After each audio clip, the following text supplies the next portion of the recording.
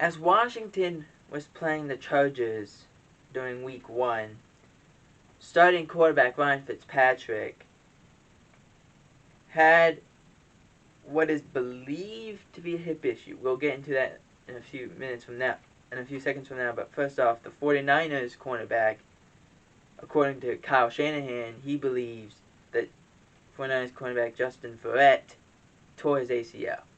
He just came off a big knee injury last year, was not disclosed really to the public, just said it was a knee injury. So this is a huge blow to the 49ers.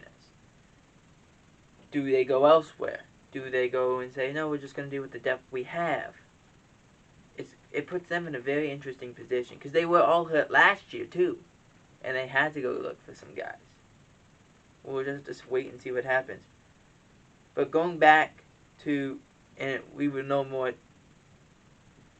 today once he gets his MRI. Back to Ryan Fitzpatrick, the quarterback of the Washington football team. It's believed he has what is called a hip subluxation, which I'm not exactly sure what that is. I think it's when the hip is almost a little bit dislodged, and it's very painful. And he only threw the ball 6 times. Once he got sacked, and that's how he got hurt. But he's expected to miss multiple weeks. Also an IR candidate, an IR to return candidate. But that puts the Washington football team in a big situation, because now you have Taylor Heinicke, which is fine. That's fine. But you don't have anyone else behind him. That's the dangerous thing. So it's more of what happens if Heinicke gets hurt. We don't know what happens. But it puts the Washington football team in a big situation that they probably didn't think they were going to be in. Again, Fitzpatrick will have a MRI today to figure out the severity of the injury.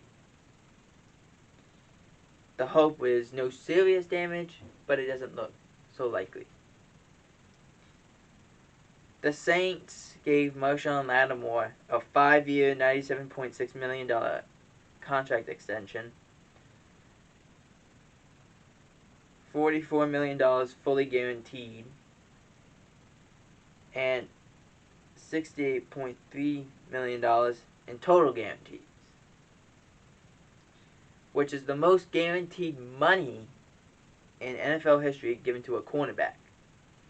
So you have to be pleased if you're the Saints, because you know this is your top guy, your top corner, and you hope that he'll be very good.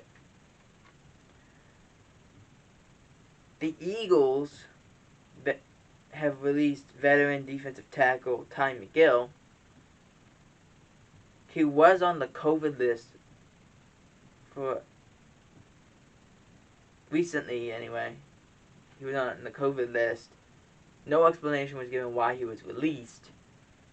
But we gotta stop trying to say, oh well, he wasn't playing well.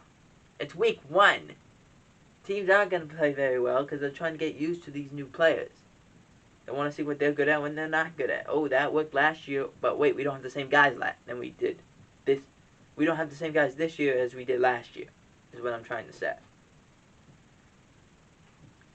Now, I want to talk about this because I thought this was a great game by one player, and that was Chandler Jones. Chandler Jones basically just destroyed the Tennessee Titans in 3 quarters. And Taylor Lewan, the left tackle for the Titans, said, yeah, he did. He did beat me a lot. Now, granted, lots of that is because he's not getting double teamed every time. With J.J. Watt on the other side of him, he's now able to go one-on-one. We've seen Chandler Jones like this. When he has a guy who can be on the other side who's as big of a marquee name, and they have to okay, we have to stop him. Jones usually prospers. So I was pleased by the game that Chandler Jones had in only 3 quarters.